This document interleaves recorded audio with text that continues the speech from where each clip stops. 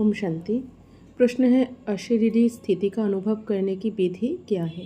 उत्तर, जैसे इस शरीर को छोड़ना और शरीर को लेना ये अनुभव सभी को है, वैसे जब चाहो तब शरीर का भान बिल्कुल छोड़कर अशरीरी बन जाना और जब चाहो तब शरीर आधार लेकर कर्म करना ये अनुभव हो। इस अनुभव को आप बढ़ाना है।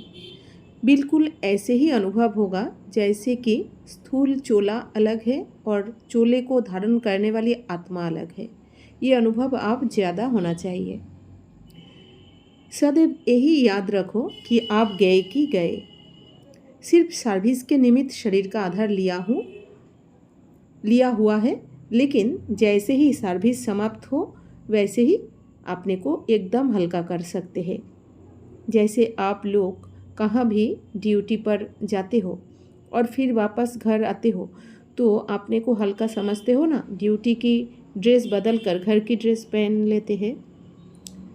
जैसे ड्यूटी की ड्रेस बदल कर घर की ड्रेस पहन लेते हो, वैसे ही सर्विस प्रति ये शरीर रूपी वस्त्र का आधार लिया, फिर सर्विस समाप्त हुई और इन वस्त्रों के बोझ से हल्के और न्यारे हो जाने का प्रयत्न करो। अगर टाइटनेस होगी तो एक सेकंड में चोले से अलग हो नहीं सकेंगे। कोई भी चीज़ अगर चिपकी हुई होती है तो उनको खुलना मुश्किल होता है। हल्के होने से सहज ही अलग हो जाना है।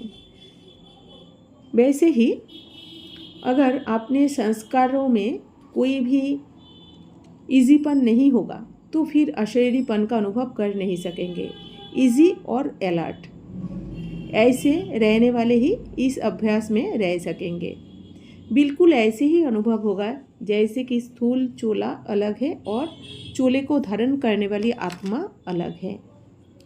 प्रश्न है, देही अभिमानी स्थिति अनुभव करने की विधि क्या है? उत्तर, जैसे महिमा सुनने के समय वृत्ति व दृष्टि में उस आत्मा के प्रति स्नेह की भावना रहती है, वैसे ही अगर कोई शिक्षा का इशारा देते हैं तो भी ऐसे ही स्नेह की शुभ चिंतक की भावना उस आत्मा प्रति रहे। ऐसी स्थिति को कहा जाता है देही अभिमानी। अभिमान भी बहुत सूक्ष्म चीज़ है। सूक्ष्म में भी वृत्ति व दृष्टि में क्यों कैसे हुआ की हलचल नहीं होनी चाहिए। कोई ने कुछ इशारा दिया तो उस इशारे को वर्तमान और भविष्य दोनों के लिए उन्नति का साधन समझ करके उस इशारे को समा देना व अपने में सहन करने की शक्ति भरना, ये अभ्यास होना चाहिए। स्वमान और निर्माण ये दोनों बातें धारण करनी है। मनसा में स्वमान की स्मृति रहे और वाचा में कर्मणा में निर्माण अवस्था रहे तो अभिमान खत्म हो जाएगा। प्रश्न है, कर्मयोगी बनने की विधि क्या है? उत्तर, कर्म अर्थात व्यवहार, योग अर्थात परमार्थ। तो परमार्थ अर्थात परमपिता की सेवा अर्थ कर रहे हैं। व्यवहार और परमार्थ दोनों साथ साथ रहे, इसको कहा जाता है श्रीमत पर चलने वाले कर्मयोगी। व्यवहार में भी डायरेक्शन प्रमाण निमित्त मात्र शरीर निर्वाह, लेकिन मूल आधार आत्मा का निर्वाह।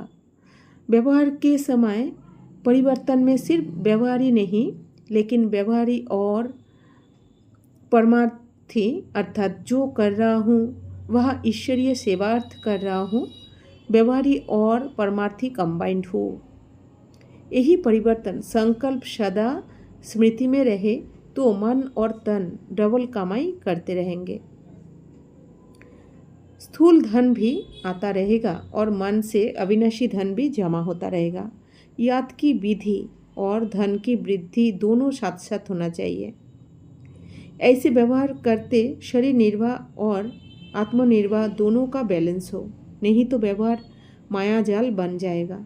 ऐसी जाल जो जितना बढ़ाते जाएंगे उतना फंसते जाएंगे। अनेक संकल्पों की समाप्ति कर एक शुद्ध संकल्प की स्थिति को ही शक्तिशाली स्थिति कहा जाता है। यही कर्म बंधनों से न्यारी और प्यारी स्थिति है। अपने स्थान को और सदाकाल की अपनी ओरिजिनल स्थिति को नहीं भूलना है। अपने आप को ट्रस्टी समझना है। इसी स्थिति में स्थित होकर फिर कर्म में आना है। फिर कितना भी कार्य करेंगे लेकिन कर्मयोगी के समान कर्म करते हुए भी अपने निजी स्थिति और स्थान को भूलेंगे नहीं। ये स्मृति ही समृद्धि दिलाता है।